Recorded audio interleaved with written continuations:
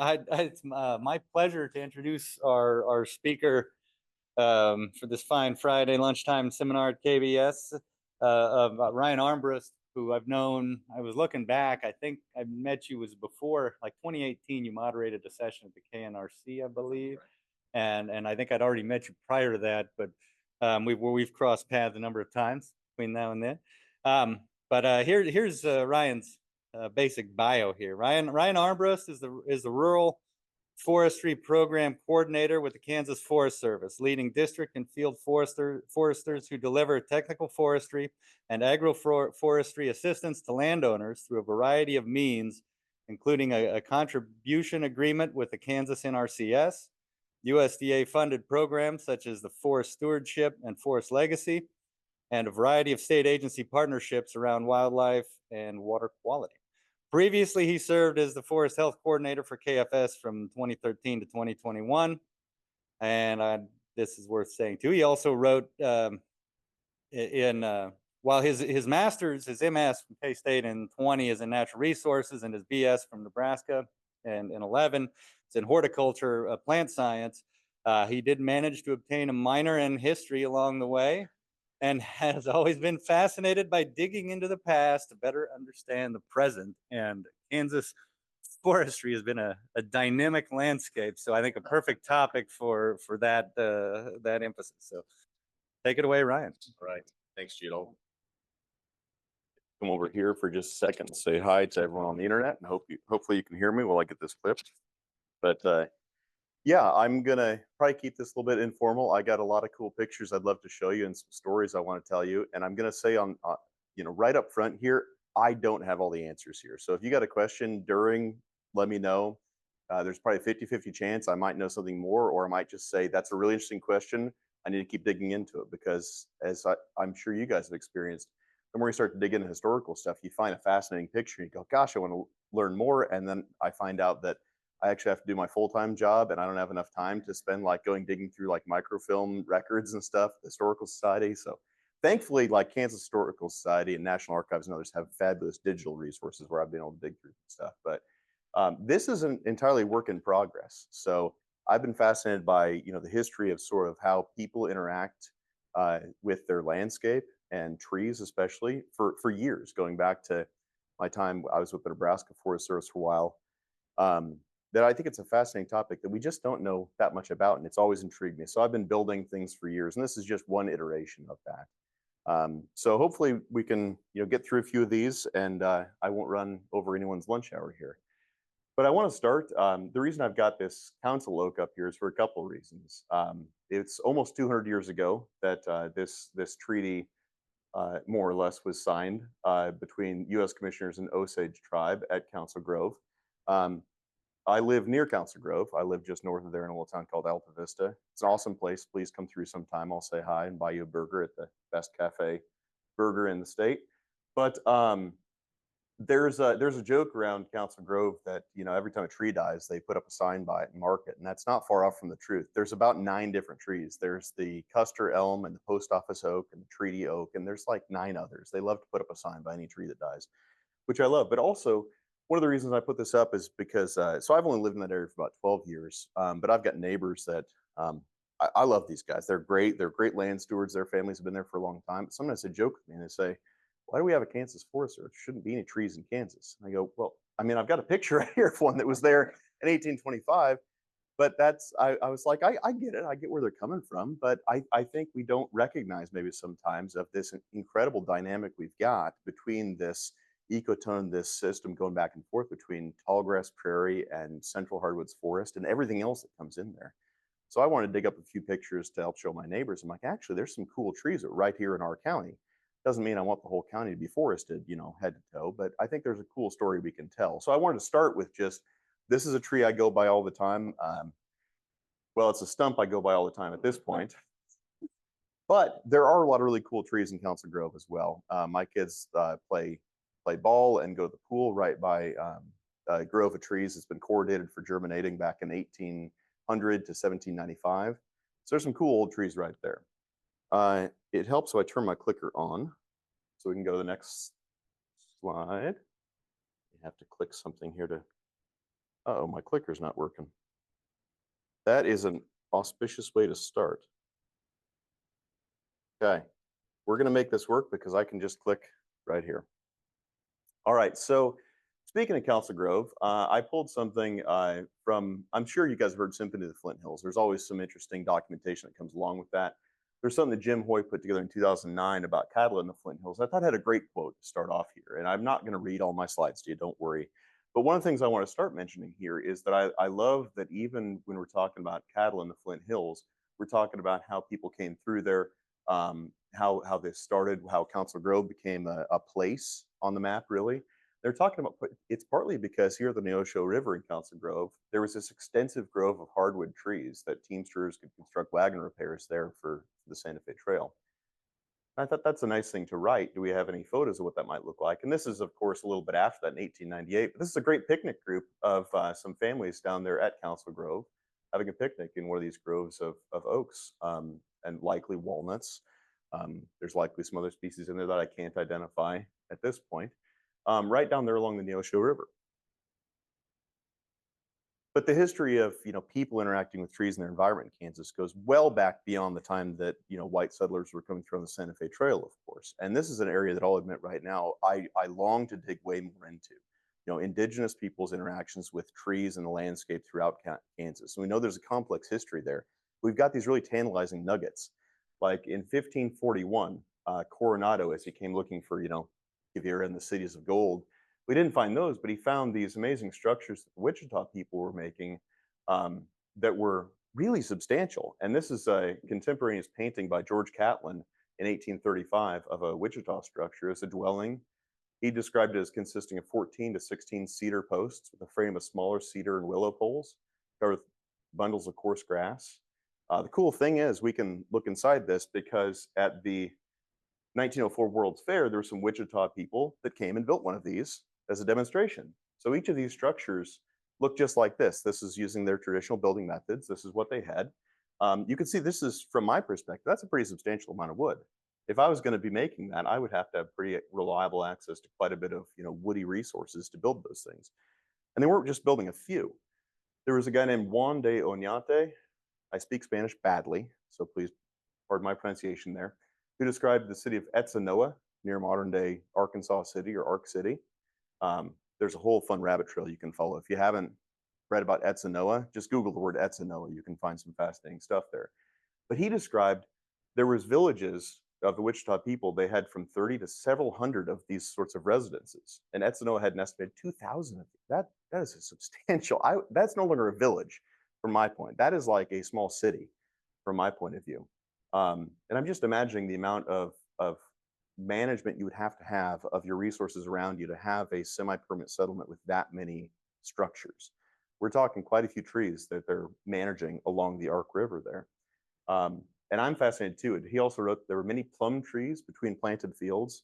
So I'm a Great Plains forester, which means agroforestry, which means often windbreaks and things. So I love this concept that they've got early agroforestry in Kansas here, well before we were talking to people about this in the 1940s and 1930s. We have the Wichita people practicing really successful agroforestry of having cultivated crops between rows of plum trees. But of course, we can go way further back, and this is well beyond the overall scope of this because I'm not a geologist. Heck, I'm barely a forester and barely a historian. But there's amazing things we can find if we start to dig into history. I was visiting out with, I don't know, has anyone met Don Rawlinson at Cottonwood Ranch?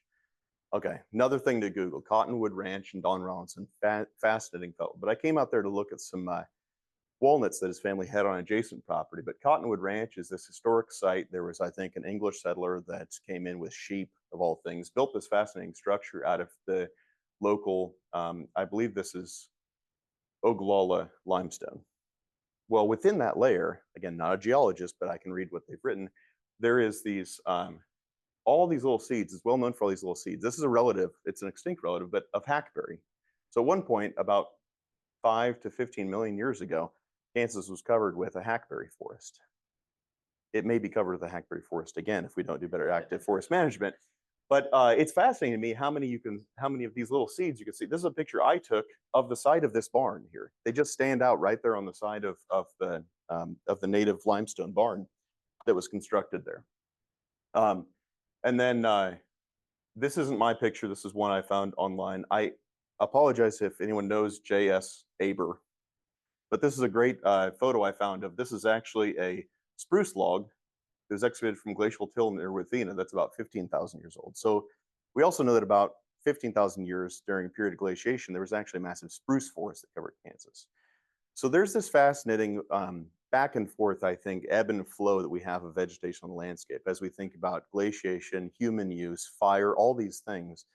And I've always loved thinking about this on a longer time scale. I'm a forester, so sometimes I think about things on an 80 to 200 year time scale, which I think is pretty good.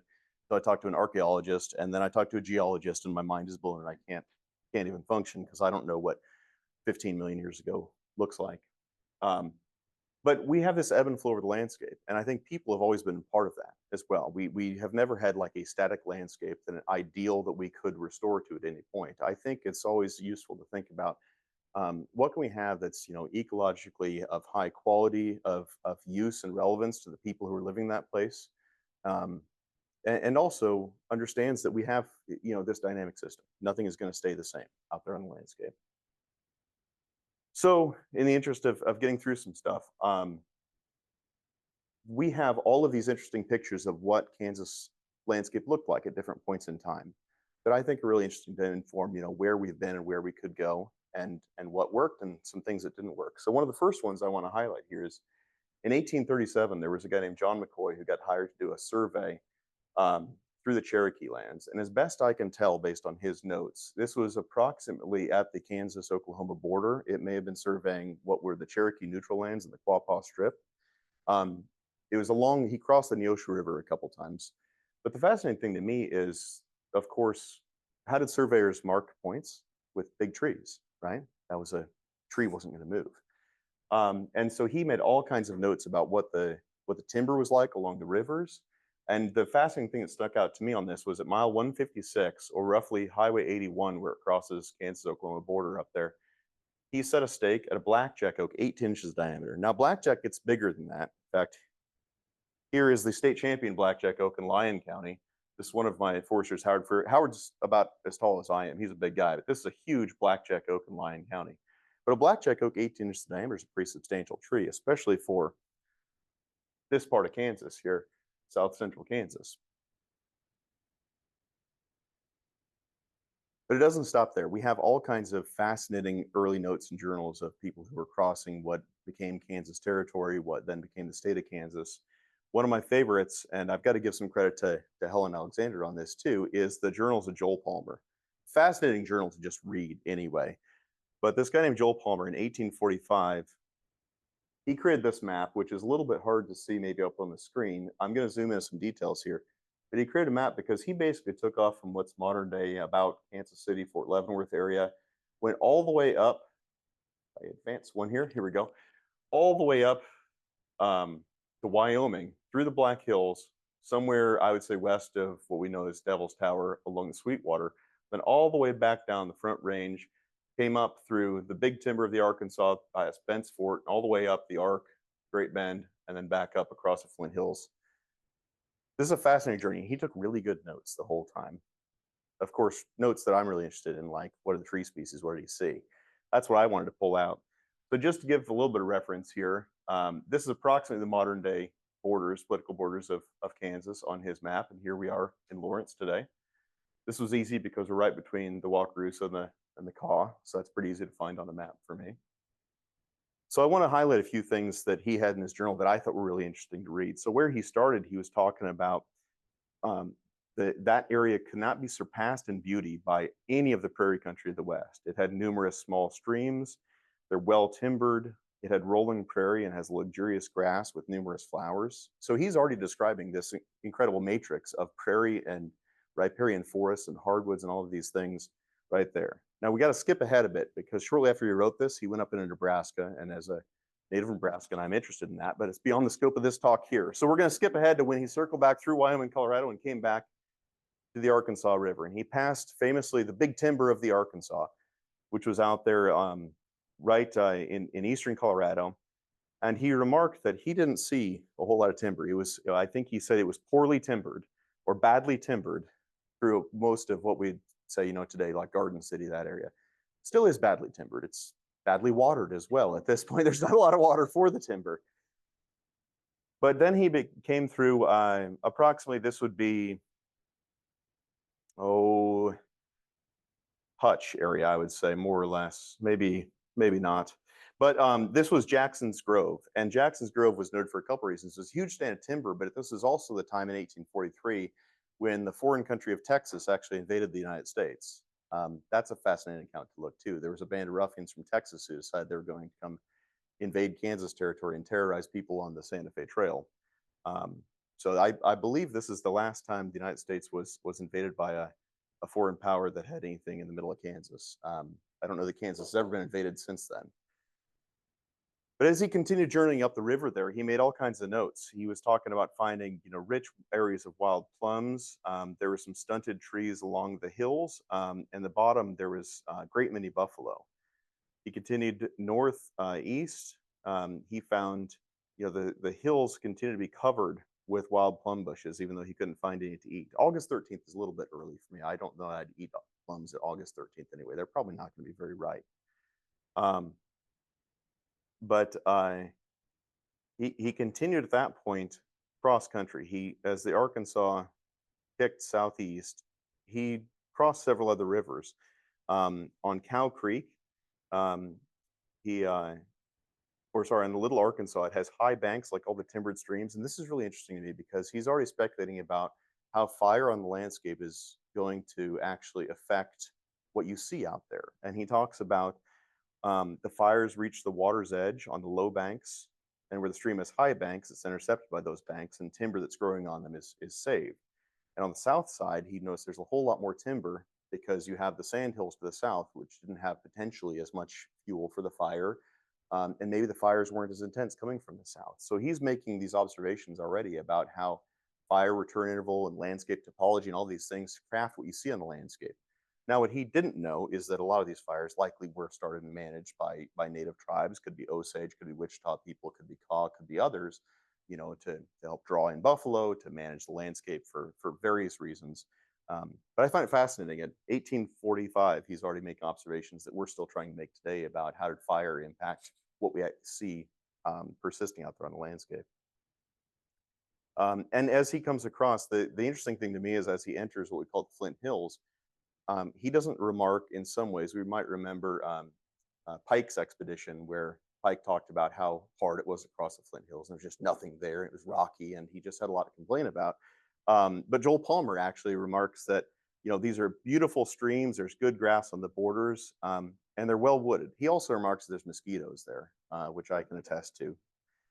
But as he crosses through the Flint Hills, he says things that I think still can hold true today, that this country is much more beautiful than any we had yet seen.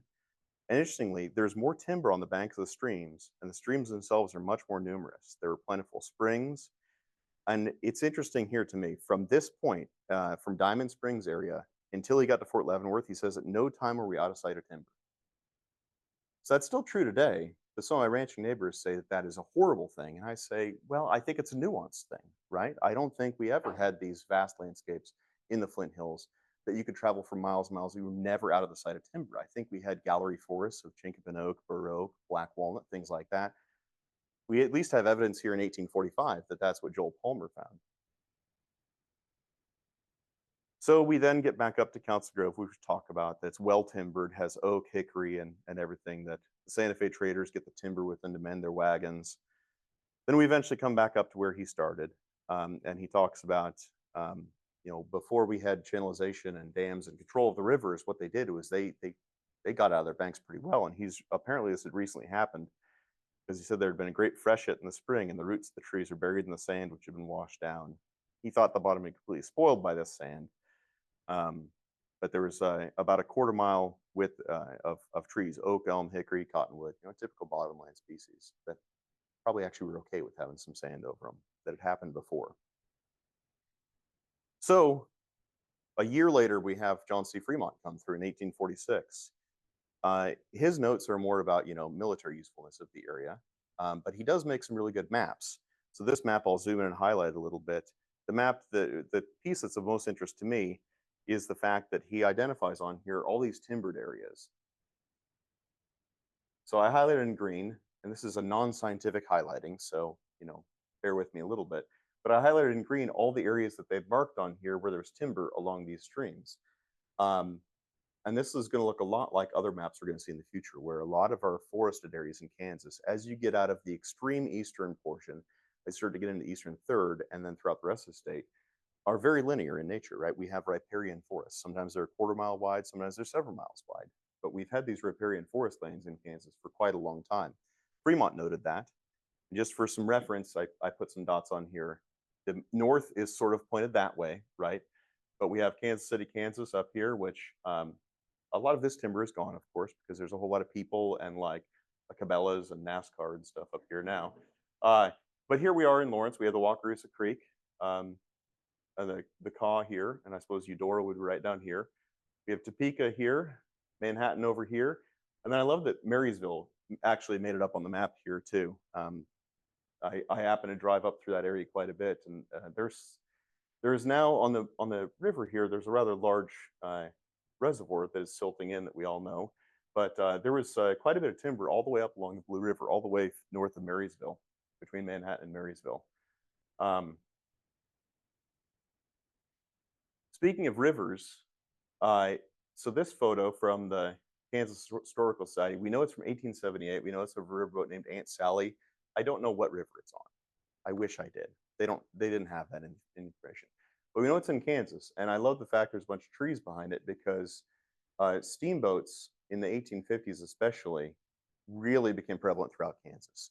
And they became prevalent throughout Kansas, a place I never would have guessed. In here, they're talking about the steamboat went up the Smoky Hill River. We had a steamboat go up the Republican to Clay Center. There's times I don't think I could take a kayak to Clay Center on the Republican. They put a steamboat up there.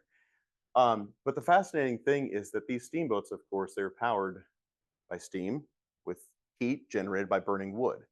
They had a massive hunger for wood. What was written here was to supply the steamboats with fuel wood for the boilers. They could shoot as much as 25 to 30 cords per day. That is a massive amount of wood. That would, well stacked, about fill this room, actually. So a cord of wood, if you're not familiar, is a well-stacked pile, 4 by 4 by 8. It's a volume of wood. So that would be what 30 cords of wood would look like.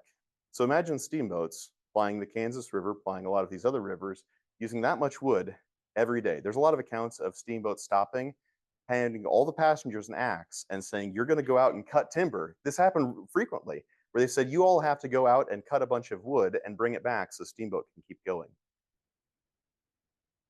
And it wasn't just the steamboats that were using a lot of wood. They had there's folks called timber hawks, and the timber hawks would go out and source wood for all kinds of reasons, steamboats, railroads especially. In the 1850s, we started to have a lot of railroads be built throughout Kansas. There's a record in this by Brian Allen Drake. The title of his publication is much longer, but it was looking at forestry in the grasslands from 1868 to 1915. And I can make all these references available later, by the way. If anyone's like, hey, I want to read more, I will make that happen. But what he wrote was Kansas' scant riparian forest largely disappeared into fences and fire with a few years of white settlement. Railroads complicated the problem. Timber hawks scoured the countryside for ties and fuel. And we can see these are photos from 1866 and 1867, so a little bit beyond the 1850s, but contemporaneous with railroad expansion in Kansas, where as I look at this, these are large logs as ties or sleepers on here. Each of these is an individual tree they had to go cut down. They have huge stacks of these here. And if we look at what it required, there's about 2,500 ties per mile. In 1867, Kansas had 300 miles. You can pull out your calculators if you want to do math. I'm not going to do it for you. But if you imagine 2,500 ties, usually from 2,500 trees per mile, in 1867, we already had 300 miles of railroad. That's nothing compared to the increase. We have 1,200 miles, 3,000 miles. By 1910, there's 11,000 miles of railroad in Kansas, and those ties didn't last. They weren't treated with creosote. These were just rough cut ties from the native woods. They only lasted 4 to 6 years. So here's a map of the railroads in Kansas in 1898. Again, there's no quiz on this. You don't have to memorize this, but that's a lot. Like basically all those lines, this isn't like an interstate highway map. Every line you see that isn't a north-south county line is pretty much a railroad on this. Let me go back one slide. 12,000 miles of railroads in Kansas. Now, certainly not every single stick of wood in this came from Kansas forest, but it's always going to be more economical if you can source those ties more close to where the railroad is being constructed rather than having to bring them in from, the forests of Minnesota or Michigan or something like that. That certainly happened. So don't hear me wrong. I'm not saying every one of those was from Kansas, but wherever they could get them locally, they did. To the point where it was worth investing in actually planting plantations for railroads. We'll get to that, I think, in one more slide. But at the same time we had railroad expansion, we also had, there were reserved lands for a lot of tribes, a lot of different tribes, including a lot of northeastern tribes like the Miami and some New York tribes in eastern Kansas. And they were largely overrun by a lot of squatters at that point. And interestingly, a lot of those squatters ended up actually in U.S. District Court for timber theft from the reservations. There's actually dozens of these handwritten documents you can find from territorial courts in the 1850s, where it was, United States versus someone. This was United States versus Seth Bray for larceny. Well, Mr. Bray was accused of cutting down and stealing trees worth $500 from Miami tribal land in the Kansas Territory, including walnut, hackberry, elm, hickory. They wrote that they were of great value from the lands ceded to the Miami Indian tribe. I thought it was interesting too. This is our territorial seal from Kansas Territory days. There's actually an axe in a tree down here. We've got a log at the bottom. I haven't looked at our modern state seal, but I think those came off. I think there's a reason. We cut all the trees down. And then we ran, here's the plow. here's them memorializing running off the natives and the bison. So it's an interesting seal if you get into sort of symbology. So I talked about needing to plant trees for walnut plantation or for use in the railroads. So here we have the Yagi plantation. Has anyone heard of the Yagi plantation near Hutchinson? At one point, this was in 1855, it was 500 acres. At one point, it was 1,000 acres of a catalpa plantation. The only reason they're planting those catalpas is to supply ties for railroads. There's several that are still out there, sort of holdovers of catalpa, seedlings and progeny from back then. But it was sold at auction a couple of years ago, I think, for development. I think someone paid several $1 million for it. It's really nice property along the river. But this was established. This is a picture in 1902 of trees that were still being established and harvested out there at the Yagi plantation, just for railroad building. There was more than this too. There was also at Farlington, Wilsey, and others. This is a great picture too. This is a sawmill. This is the first sawmill picture I can find in Kansas, even though we knew they existed before this, in Lynn County, built by Joseph Trago and the Smiths. And if you want to get another rabbit trail, Trago was one of the original Jayhawkers. He hung around with guys like James Montgomery and John Brown when Lynn County was fighting with Bourbon County and Fort Scott over whether it be a free or a slave state. So there's a whole fun trail you can run. Joseph Trago was an interesting early advocate for taking direct action against slavery. So he's an interesting fellow. But he also had a sawmill along Little Sugar Creek in Lynn County. So at the same time, when he had a sawmill, and we've already talked about a lot of wood use, right? So at this time, in 1857, we start the General Land Office survey. So I want to highlight that because I think it's important to recognize there's already quite a bit of interaction, both native and white settler use of wood along streams, along other places in Kansas. And now we come in and we have these fascinating maps. And I want to say, I love the fact these are digitized now. I'll have a picture of that on the next slide. But this is just a snapshot in time, right? I think this is certainly not the full extent of historic Kansas forest land. It's what they look like in 1857. That's what I've tried to lay some context for. So what we found was there's about 1.5 million acres of forest land in Kansas along rivers in 1857. That's quite a bit. I feel like we can be proud of that. Unfortunately, when we look at that with modern canopy cover layers, there's only about 573,000 acres that's still forest today. So about 1 million acres that was forest land in 1857 is not forest land today, whether it's developed for farmland, developed for housing, cities. There's a lot of reasons why it may not be forest land. And I'm not saying they're all bad. I'm not saying we should bulldoze Topeka and put back forest trees there. But it's interesting to think about that again as a point in time where we at one point had a 3 times as much forest land along these rivers as we do today. And I'll put in a plug. If you just Google the Kansas land cover map, you'll get this great interactive tool. Look, it's hosted by the Kansas Biological Survey. Great job, guys. I love this tool. There's all kinds of great ways we can use this layer to help understand the past, help plan for what could be management in the future. But here we are today. Wasn't forest here in 1857, interestingly enough. But if you go directly north of here to the Kaw, or if you go directly south along the Wakarusa, if you go down to the Baldwin City area with Baldwin Woods, there's all kinds of historic forest that was there. And a lot of it is still here today, encouraging. It's not like all of this has been lost either. But this is a really fun layer to play around with. So 1858, here's another picture at Council Grove. I love this. In 1880, this is how you cross the Neosho River there at the ford. But in 1858, we had a German come through, and Germans love forestry. Germans know everything about trees. So this guy named H.B. Mulhausen was coming over the Santa Fe Trail and wrote a great journal, and he loved Council Grove. He said it was a delightfully situated little town in this wooded valley.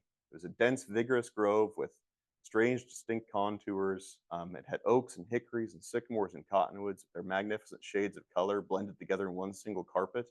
I don't know if that was translated or if he just was, a better writer in his second language than I am in my first. But I love that photo. So we talked about cutting trees, right? We've got statistics. If there's one thing the government loves, it's statistics. And we have them as early as 1859 in Kansas. And I think this is fascinating. The value of lumber produced in Kansas in 1859, now $1.8 million doesn't sound like a lot. Remember, it's 1859. But that was more than any state in the South except Georgia. That was more than several states in the Northeast. That was more than, again, less developed, but almost any state in the West, including places like Oregon. These are traditional huge forested states, and Kansas was outproducing many, many of these in 1859.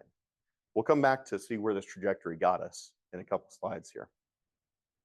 One of the ways this was used, again, I live in Wabaunsee County, so I pulled this up just as an example. There was a lot of log homes built. It was easier to build with logs than it was with stone, so you'd use logs first, then you go stone. But these are all log cabins that still exist today in Wabaunsee County. This is just from the Wabaunsee County Historical Society. Widely used. It said the valleys along the streams of Wabaunsee County were filled with timber. They still are. We still have a lot of nice chinkapin oaks. Here's one. This is a picture in the 1860s, the Nearing homestead. Nearings were early settlers in Wabaunsee County. This is Mill Creek in the background. Dense timber, a very nicely laid out farmstead here. I think they should be awfully proud of this. They've even got what looks like a little orchard here to the left, but in the background, Mill Creek. And so we have this densely forested stream in Wabaunsee County with exactly what you'd expect if we had fires coming through, if we had management. You have these wonderful clear prairie tops, tall grass prairie along these cuestas. Of course, it didn't always stay like that. Here's a photo of Mill Creek again. The Timber Culture Act came along in 1872. Another one of those schemes to try and get people to improve the land and settle it and take hold of it and take possession.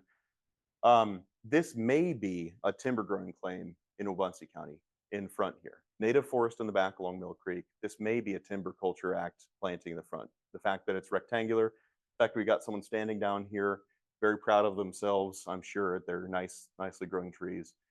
Well, the Timber Culture Act wasn't a really great moment in government history. It was rife with abuse and fraud. There's almost 10 million acres claimed.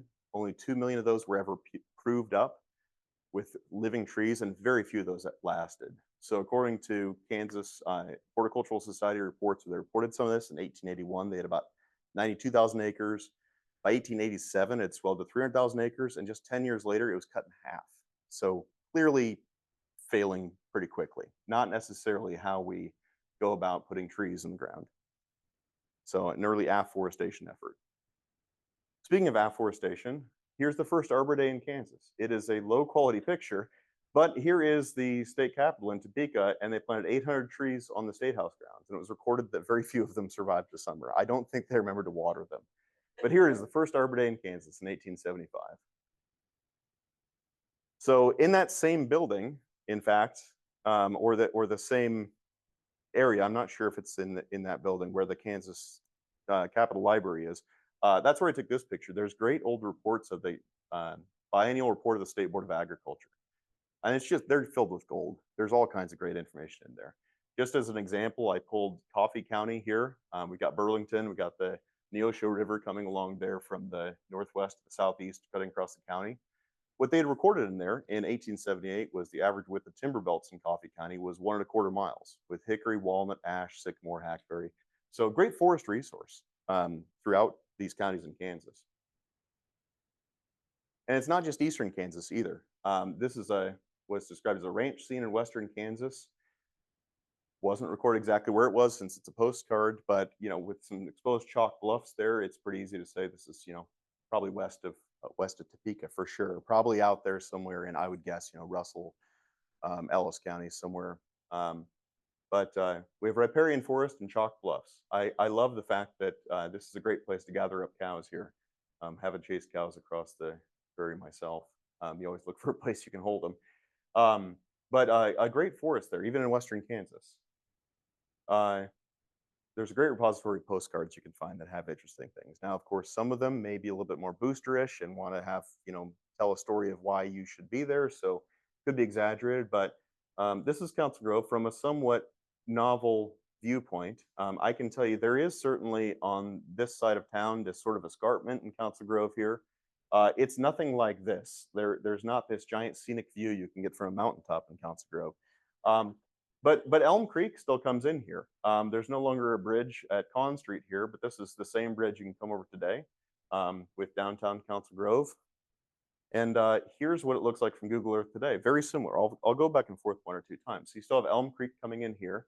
You still have the Neosho River coming, and here's the bridge that comes in downtown. That's that same spot where that bridge is, where that photo was taken earlier with the people in the wagon crossing, where the German was talking about how much he loved the trees. So it's changed over time. There is still quite a bit of forest there, but it's not in the same places and not the same quality.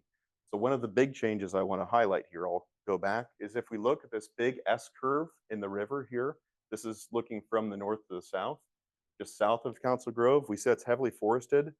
Today, what I see is that we have very large ag fields in that same vicinity. So we still have some trees here. Fortunately, there are a lot of undesirable trees on some upland prairie here. We don't have the good hardwood bottomland trees that we would want there.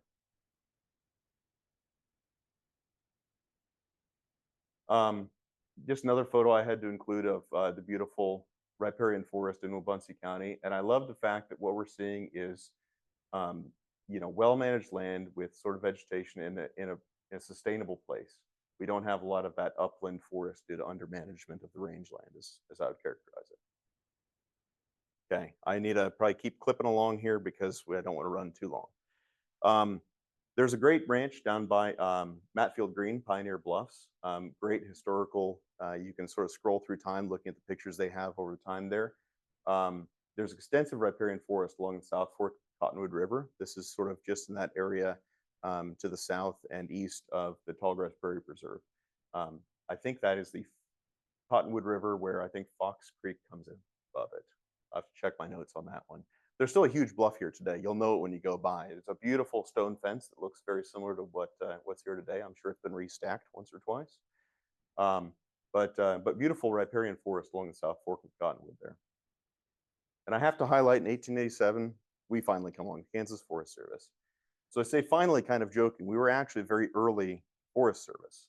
We were only beat by California and Ohio in 1885. And we're maybe beat by Colorado and New York, but the documentation that we can find from those states is a little bit spotty. So I'm going to go ahead and claim that we're the third oldest, that only California and Ohio have beat us. We're older than the U.S. Forest Service by quite a bit, by the way.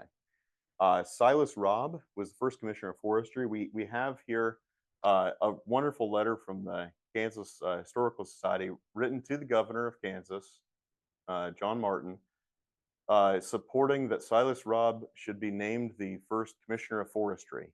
He's saying, basically, we've been tracking the forestry bill. We know it's a law now. We think this Trego County resident, Silas Robb, he ought to be your guy. It's interesting to me that it came from Trego County. That sort of shows an interesting early push that forestry wasn't necessarily management of our forested areas. It was establishment of trees in areas that necessarily weren't previous trees because they were so valuable to the settlers. So that's sort of where we started. Here's the state forestry station. right about that time in Ogalla. No longer there. Just have to include a nice another picture of cattle grazing, and if you look carefully, there's people fishing down here as well. And this is down in Comanche County, but a beautiful scene with cattle and trees and people recreating. And I want to point out too that we think of windbreaks as a modern response to what happened in the Dust Bowl, but there's a great picture here in Finney County of a windbreak in the 1890s. I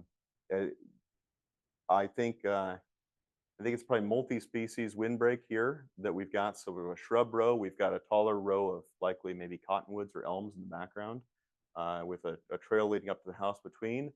And I'm not sure what kind of crops they're growing there, so don't make me guess that. This looks like corn. I'm not sure what they're growing over there. Probably not soybeans.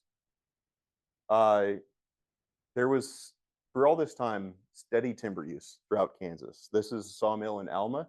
The reason I included this is because this is one of those really fun pictures where I can pair it with the result of this sawmill. So the Shep family had this really productive sawmill cutting all of this bottomland chinkapin oak, and they used it in part to build this beautiful barn that's still there today. This is a picture from 1895. And I love the fact that they've got cattle just staying around the same area. They have like as a marshaling yard for their logs. So we've got logs and cattle mixed here together. But they use the sawmill to build that barn. So they're using resources right there on the landscape to build something. We have sawmills all over the state. Here's one in Beatty. We have, again, trees all over the state. Here is central Kansas. We have trees along Irish Creek.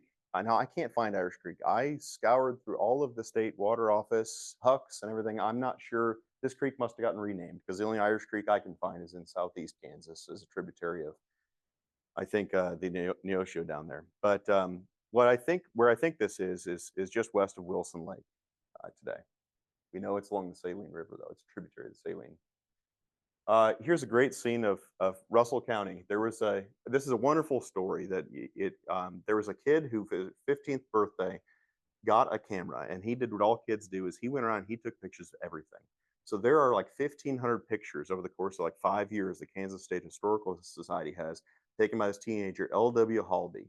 And he took pictures of all kinds of stuff. This is Sunday school class out on a Sunday picnic along the river. Of course, I include it because I love the trees, but it's people using trees. Here's another picture he took of his family ranching there, gathering up some cattle on a bend in the river between some trees. He also recorded, interestingly, trail trees. Right? This is, I believe this is a bur oak and not a cottonwood, just based on me looking at a lot of trees over the years. But this is, at this point, clearly a very old bur oak that was, bent, deformed, maybe used as a trail marker out in Russell County. He labeled it Odd Tree.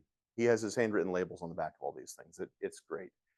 Also, people hanging out down there at the creek. There's another, this is a cottonwood, but just people interacting with trees. 1911, we have this well-forested creek that people love hanging out in Russell County.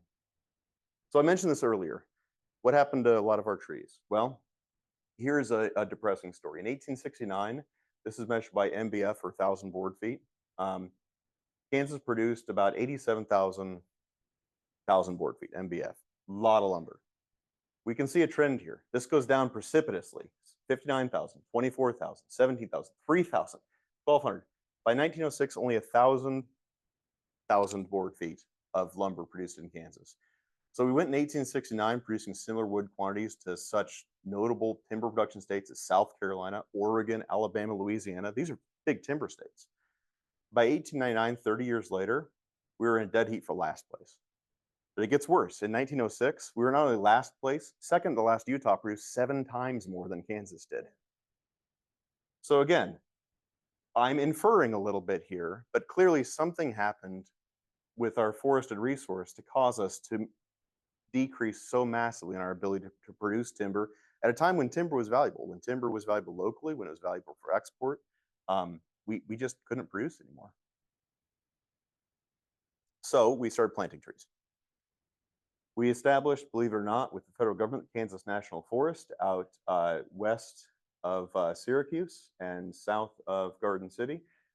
It did not take. It was a massive failure, to say the least.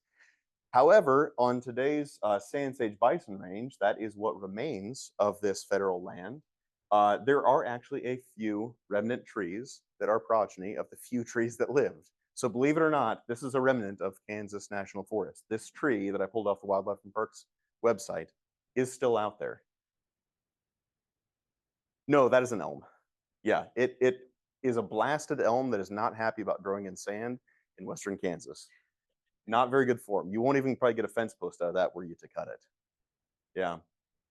Yeah, interestingly, most of these early afforestation projects included hardwoods. It was almost exclusively elm, cottonwood, hackberry, oak. There's very little conifer planted. What they did try and plant was some pines. They generally did not work except in southeast Kansas around mined lands. So we have this whole push then that starts really with the establishment of the Kansas Forest Service and others to say we need to plant trees because they're important to people. As you can see here, this is 1910. This is not Dust Bowl era, but you can see this is a pretty sparse landscape. This is around Hayes, and we have no vegetation on the land other than the trees they're trying to put in holes here. This looks more like a funeral than a tree planting, by the way, to me. 1935, famously, we had the Prairie States Forestry Project that was initiated in response to what happened with loss of topsoil, loss of vegetation. We all know what happened in Dust Bowl, right? I won't try and summarize that. It says Plains farms need trees. I'd say that's still true today, but we need to make sure they need trees in the right place with the right management. So this was the largest conservation effort ever completed by the federal government, by the way. Still to this day, no conservation effort has ever exceeded the scale, scope, and manpower devoted to the Prairie States Forestry Project. Because this went from Texas all the way up to the Canadian border. It planted 30,000 shelter belts with at least 220 million trees in them. And so these dark areas are the areas where there's concentrated shelter belt planting. So you can see in Kansas, it was strongly in that sort of Newton, Wichita, Hutchinson, down south to the state line, Ark City, Medicine Lodge, that area. So south central Kansas was really the big focus of where they tried to plant these. They were focusing on precipitation, on soil type, on perceived need where there were still existing farms. They'd pretty much given up on Southwest. Yeah, down around modern day Liberal and Elkhart, they pretty much bought all that land back from farmers who had abandoned it. That's why we have Cimarron National Grassland down there. So they identified areas that were perhaps they thought were less sustainable, that you shouldn't put good effort towards bad. They were looking to sort of hold what they thought they could hold at that point. And there was a whole lot of effort, and there are literally thousands upon thousands of great photos of people putting trees in the ground across Kansas. I like this one because this is not that dissimilar to sort of tree planting that we do today. We've got buckets to hold bare root trees. We got a couple guys riding in them. I'm putting them in the ground. In fact, I would say this is a fairly well-made tree planter. If this is still out in somebody's windbreak, it could probably be rehabbed and made to run today. That looks very well made. Yeah. Yeah, so usually what happens on these is you'll have some sort of opening shoe that creates a trench or a slit. You put the tree down in it. It's got some closing wheels or closing discs behind it that throw back up over that. And usually the top of that tree is flexible enough. It'll just bend under here. Yeah. Again, this is very similar to, I did something very similar last spring. This is not different than the same concept we use today, except we don't pull it with horses. We pull it with, tractors. This was a giant windbreak out near Pratt. This is a big nursery that was established at McPherson for the purpose of supplying trees for these projects. And this is one of my favorite pictures because this was all locally done. So this is how it was. This is the Marion Township Tree Committee. Where you have local farmers, some sort of technical expert that would sit down, make a plan, figure out what's going to work on the ground. And I think that's still how we do effective conservation planning today. It's voluntary, it's locally led, and that for the reasons or for the windbreaks and the projects that succeeded, I think they succeeded because it was done around people's kitchen tables, figure out what's going to work, how you're going to maintain it, what's going to be relevant for you. So this picture doesn't have a single tree in it, but it's my favorite in the presentation because this is how we get good work done. You sit down, you understand people. A lot of the trees came from seeds that were collected locally, planted in nurseries like this. I've got a picture coming up of people collecting seeds, actually. Yeah, very few were like shipped in from out of state. This was a sort of a grassroots, collect the seeds, grow them here. There was massive nursery areas in Kansas that look just like this. This is just one at McPherson. There were ones at Hayes. There were several others. I'd have to look at my list to tell you for sure. I'm not going to play this because we don't have enough time and it doesn't have any sound anyway. But if you go on YouTube and search, this is, of course, Kansas Forest Service. You should follow us on all of the social things on the YouTube anyway. But this is a great two-part film that we digitized about 10 years ago that has all kinds of great plantings in 1938, videos of plantings going on in Kansas. And it's sort of washed out color, but it is in color. No sound, but it is in color. So speaking of where we collect seed, here is in Reno County in 1938, picking up seeds. This is not that different. We had some of our folks out collecting walnuts last week, doing this same thing. I sent them this picture when I found it, and I said, "This. I mean, we at least don't have to bend over as much or climb up in the tree with a stick to knock the walnuts down. But this is not dissimilar from what we still do today. Collect seeds from trees that look like they're growing well and grow them into trees that will be used in that same landscape." And you could see it was needed. This is not a thriving landscape at this point. And we had dignitaries visit, right? So here's Eleanor Roosevelt visiting O.P. Linshed's windbreak near Arlington, Reno County. We've got several pictures of her visit. This is my favorite because she just looks pretty pleased, as Eleanor Roosevelt looks, you know, standing next to a well-established windbreak. And it was reported on this photo even how much she supported this. And I love the fact that she came at it from a conservation education point of view too. Saying it's important that school children be given the opportunity to learn all they can about growing trees, since tree growing should be a vital part of farm operations. So I guess she was an early extension agent talking about the importance of, 4-H youth education, telling them about farm management. This was important. Here's the first shelter belt that was planted in Kansas as part of that project. 5 years later, well established. 1,000 people showed up for this. I don't know if they were feeding them free hot dogs or what they were doing, but they had 1,000 people show up to see this windbreak near Pratt. I guarantee if I gave away free money, I couldn't get 1,000 people to show up for a windbreak workshop in Pratt today. There's no way. But it wasn't just windbreak work, right? We also had strip mine reclamation in southeast Kansas. If you've ever visited some of the mining museums down there, fabulous. They're well worth your visit. Definitely go visit Big Brutus if you get the chance. Really good museum there. But there's a lot of strip mine reclamation that's happening at the same point. So this isn't the same location, but same county. So we went from having, again, big piles of overburden stacked all over the place to how are we going to reestablish this? And this is what I mentioned, the one place we had some pines that got planted in southeast Kansas. Quite a few of those pines are still there today, but what really worked well was hardwood, like black walnut. So here's black walnut that was planted. This would be 11 years prior. This doesn't look that different from if you went around mined land wildlife area around Pittsburgh today. This is black walnut that was planted on spoil banks. This is a 1953 picture. And you can still see there's a gentleman standing down here. You can still see these big spoil banks that didn't even bother to level. But these are massive black walnuts that cannot be more than 20 years old at this point. This is a very successful reestablishment. But we still continue to use our wood products quite a bit. This is a sawmill in southeast Kansas. You can see pretty big operation here. And this is where we sort of tied things together too. So this is near Stafford, Kansas. I love, they caught this young man here in mid-swing. I zoomed in on the high-res photo. You could see the axe head poised just above his head, and he's splitting all this wood. That is quite the chore to do. But this was out in Stafford, Kansas. This, again, wasn't in southeast Kansas, where we think of as being more traditionally timbered. There was still quite a big timber resource they were still utilizing, even probably perhaps because of limits in World War II. And we, of course, were there the whole time. This is the State Extension Forester Donald P. Duncan doing a whole sawmill school in Lynn County. And I just had to throw this in. We still do these today. Here's a sawmill school in Riley County we did last year with our utilization forester Dave Bruton. Tree planting 1937. This is direct seeding of nuts in the ground. Here's direct seeding of nuts in the ground in 2024. So it's just a little bit different tractor, but the concept of dropping nuts in the ground behind a tractor and getting a tree row established is substantially similar today.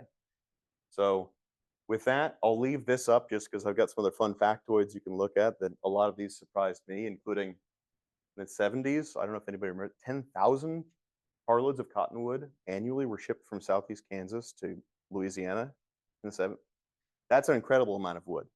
So that is, I guess, all I have now. I know I rushed through a little bit of that, but I'll try and make, if anybody has any follow-up questions about where I got some of this stuff, want any links, I'll do what I can to make that as available as I can. But anyone have any questions for me that I can probably not answer well? Yes. Oh, thanks. It was relatively fast growing and it was reasonably rot resistant. We don't usually think of catalpa as being a rot resistant or decay resistant wood. You think of things like black locust or Osage orange hedge. Those are the classic ones, but they're a little slower growing. So catalpa, for various reasons, they did studies and they determined that one's going to work well. I think it was a good balance of growth rate, adaptability, and something they could, cut up, hack up with. If you ever want to see what one of those timber tie axes look like, we've got one hanging in our state office in the conference room in Manhattan. So go on by and we'll show you what a tie axe looked like. Yeah. Yeah, so the question, I'll repeat that too for everyone who's listening, was about the effectiveness of that Prairie States Shelter Belt project. And so you're right on both counts, right? I wasn't there, 32 or 38,000, I forget the number, 30-some thousand windbreaks with 220 million trees. A lot of them failed for the same reasons they fail today. Poor site planning, poor maintenance, maybe the stock, you left it sitting out in the sun and it dried out. But in a lot of places it was successful. So it was sort of, I don't want to say shotgun approach. Maybe they had a choke on that shotgun where it narrowed it down a little bit, but it was still sort of, they planted a lot of trees in the hope that some would work. And so there's a lot of great success stories of those. There's shelter belts today still that are in reasonably good shape that are carryovers from that. I would say especially that area, sort of that triangle between like Hutchinson, Newton, and Wichita, that sort of area around Arlington, really. There's a lot of really nice wide shelter belts that still exist today that I think have been managed since then. There's also a lot of places we knew they got planted where they were utter failures and got pushed out. And unfortunately, a lot of them got pushed out when we went to a lot of, center pivot, big circle farming, where you didn't want to windbreak every quarter mile across your section because now you couldn't run a big circle. So yeah, variable results. Yeah. Yeah, so hedge is a fascinating story. So the question is about when hedge sort of came into the picture on this. And I think the answer, at least from my perspective, what I know is it's both always been around a little bit, but also was definitely planted a lot more for windbreak purposes and shelter belts and posts. People still plant it to manage for posts today. So historically, from my understanding, hedge had a much narrower native range, sort of in North Texas, Oklahoma, a little bit in Arkansas. But that native range was for a couple reasons. One, we had basically its dispersal agent that would spread the seeds was large mammals that went out with, peopling of North America during the post Ice Age. But then you also had, it became sort of military technology for especially the Osage tribe, where these trees were important as a source of very high quality bow stave material. And so there was an incentive to keep and control that sort of technology and maintain that range. So historically, regionally native, not native within the borders of Kansas, I would say, but regionally native. But there's a couple of complicating factors, right, which we get into. Was that because of some post-glaciation hunting effects? Was it military technology? I don't know the answer for certain, and I suppose we can't without a time machine, but it was certainly spread a whole lot more because it was so useful. It established well. It made really effective shelter belts, and it was a great source of wood for long-lasting rot-resistant posts. So people certainly spread it well beyond the historic native range. And of course, when you do that and you don't have these sorts of systems in place to keep it in place, like fire, like other stuff, you're going to get what we see, which is, unfortunately, there's a lot of rangeland that's got a whole lot of hedge all across it.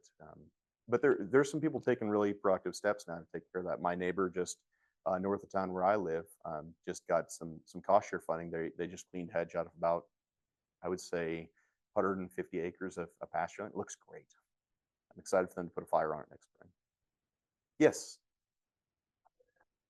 So I think we know some. So there's it's a Center for Dendrochronology that does a lot of work where they have looked at fire burn scars. Sorry, I should repeat the question. It's about fire return interval and what do we know about that in Kansas. So yes, Missouri and some of the states to our east have done fascinating work with dendrochronology to look at what is your average fire return interval. And you can sort of extrapolate that out on a map as well. I think it's reasonably accurate for us. But I think it's also complex too, because we know that you had even starting with the introduction of the horse onto the Great Plains, you had sort of this great disruption of the peoples of the Great Plains and how they use the landscape and how they begin to push each other around as well. And so I'm really interested to look at, did that fire return interval change over time, post about 1600 or so, when you really had the massive adoption of horse culture by some of the Plains people.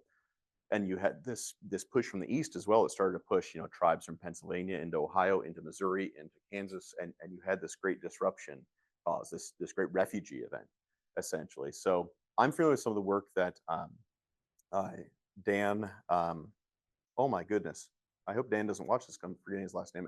Dan Day, D-E-Y, Dan Day from U.S. Forest Service Research Station. He's based in Columbia, Missouri. He's done some fascinating work on the role of fire in specifically that sort of western part of the Central Hardwoods Forest, including, encouragingly, it's great when researchers can also get work on the ground. He's done some great work on putting fire back into oak woodlands, especially there's some research projects around the Mare-de-Zine Wildlife Refuge in Kansas that have been done. And if you want a fun map for your wall, there's a great fire return interval map that you can get. I've got some back at the office, but I can send you a link as well that shows sort of the extrapolated or interpolated fire return interval for a bunch of systems across the United States. And spoiler alert, basically the whole continent's fire adapted, so we should probably have fire out there. Yeah. Yes. Yeah, so the question is about steamships and their impact on the associated riparian forest in there. So I wish I knew that answer for sure, because I think thinking through it, we know that in the 1860s there were at least 30 to 40 steamships operating on a regular basis on Kansas rivers. We know their approximate operating season. They're probably not going to be out there in January, right? You've got ice and low water problems. And we know their appetite for wood. But like how many did they make? Was there one out there that would just make a trip every month? Were there some that were doing every few days? I don't have those records, and I've tried to look for some of them, and they probably exist. But again, I'm a sort of a full-time forester who just does some of this stuff because I think it's interesting, and I don't have the resource or time to dig into it too much. But again, I've got time. I don't have to have this done by next year. So if we can start to find some of those answers, I think that's going to be a fascinating glimpse into what was going on with the interaction of people and their landscape around them, in especially that territorial day period, where a lot of our records tend to be around what was happening extreme eastern Kansas as it came to, like, is it going to be a free state or not? That was really the focus. So we sort of have to pull some of our ecological landscape data out of when people are talking about when they're going to go terrorize a free or pro-slavery person, what did they see in their campsite on the way? Did they camp in a grove of trees, or did they camp on a hillside? What were they doing there? When they attacked that cabin, was it built of timber or was it built of stone? We laugh, but actually I'm reading a biography of James Montgomery right now, and I'm making some notes about that, because as he was going between Lynn and Bourbon County and traveling up to Lawrence, he made good notes about like what he was going to do to harden what he called Fort Montgomery in Lynn County. So I sort of have to pull that out. So yes, steamships are sort of a tantalizing whole for what we know, because we know they could really have a big impact. Do we need to stop talking, Jude? I'm sorry. Yeah.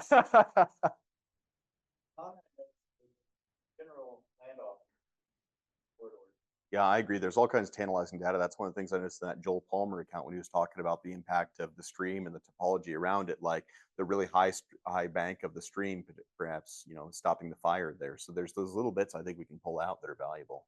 And just as I mentioned, this QR code, if you scan it, it'll go to that awesome map. You can pull it up on your phone, scroll around, and you just have to click the 1850s Kansas forest cover layer. So there was the Timber Culture Act in 1872.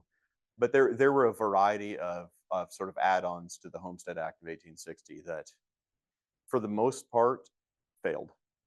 I mean, even the Homestead Act we know was rife with controversy. There were, and there were also Civil War veterans and widows' claims. So a lot of these things they would do whatever the minimum was in order to get the deed clear, and necessarily wouldn't maintain it. So my read of a lot of this stuff is things like the Timber Culture Act and Kincaid Act and all of that ultimately didn't have as much of an afforestation impact on the landscape as maybe they look like at face value, because a lot of them were done pretty, I don't want to say fraudulently, but they didn't have a lot of skin in the game. Once you checked the box and could get the deed clear, a lot of that stuff was cleared for farming or ranching, and it wasn't maintained, or you would aggregate a bunch of parcels together to operate them as one unit, so you no longer had a home on that 160 or 320 acres.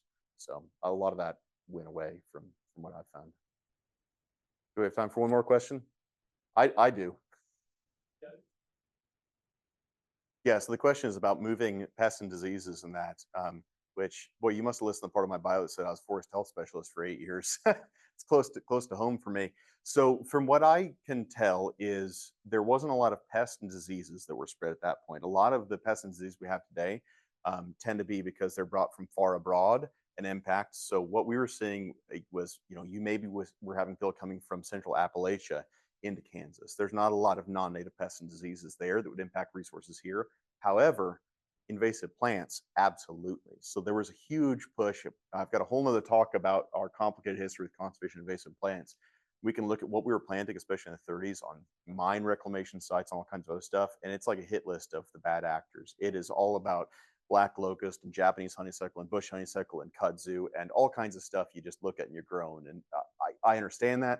They worked. They certainly stopped those like giant head cuts and stuff, but at what cost, right? We're still paying the cost of management for those things today. So I don't think pests and diseases as much, but non-native plants that we're still having to more actively manage today, absolutely. But we live in a modified world, right? We don't have this historic, 10,000 year period where we had basically indigenous management with fire and other stuff on the landscape that sort of got into a good rhythm. We've massively disrupted that with how we understand the land, with how we interact with it, with how we manage it or don't manage it, with things we've introduced, with things we ignore. So we're sort of in this, from my view, a very disruptive period of turmoil, and we're going to have to figure out what that new sort of ecological, not equilibrium, but balance we're going to get into that's going to work for everybody.